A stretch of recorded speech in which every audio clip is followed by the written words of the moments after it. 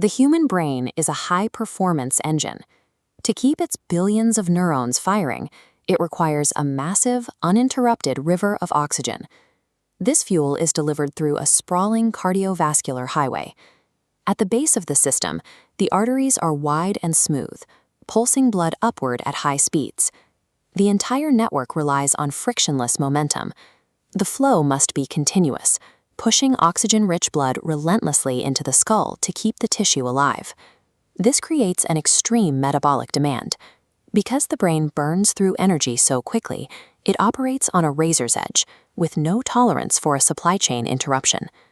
The brain's immense processing power is its greatest evolutionary strength, but it creates a profound vulnerability. Even the slightest mechanical failure in this pipeline can bring the whole system to a halt. Within that wide bloodstream, a solid clot is drifting. It moves seamlessly the bifluid dynamics, completely unfelt by the person carrying it. This object is smaller than a single grain of rice, yet it has the power to stop the function of a limb or erase a lifetime of speech in seconds. As the arteries route toward the brain, they branch out like a tree, and with every branch, the diameter of the vessel decreases. Looking at this branching system, the spatial math of the journey becomes clear. As the vessels progressively shrink, the relative size of the clot increases against the walls until the clearance drops to zero. A stroke, in this context, is not a random strike. Once a solid object enters a narrowing system, a collision is a mathematical certainty. The impact happens in a fraction of a second. The clot reaches a microvessel too small to pass through and wedges tight. In this cross-section, we can see the mechanical effect behind the blockage.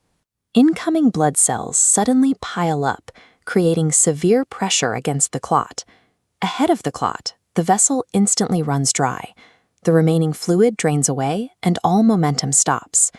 This microscopic biological plug has just caused an absolute halt of the brain's essential fuel. A stroke is a sudden mechanical traffic jam. The plumbing has simply failed. With the plumbing blocked, the crisis shifts to the brain tissue. Unlike other cells, brain cells are incapable of storing their own oxygen reserves. Without a constant supply, these cells begin to starve.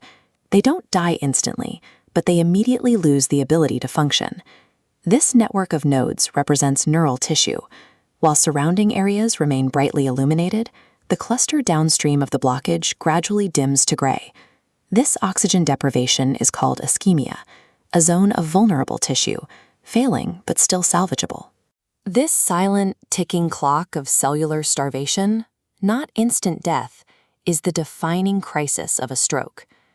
To understand the physical symptoms, we have to look at the brain as a control center. Every millimeter of tissue correlates to a specific physical action. When the connection to a specific region is severed, that bodily function is instantly unplugged. This internal blackout manifests as immediate paralysis in the face or a sudden, severe weakness in the arm. Speech often fails first because language processing requires immense metabolic energy. When the fuel stops, the words stop.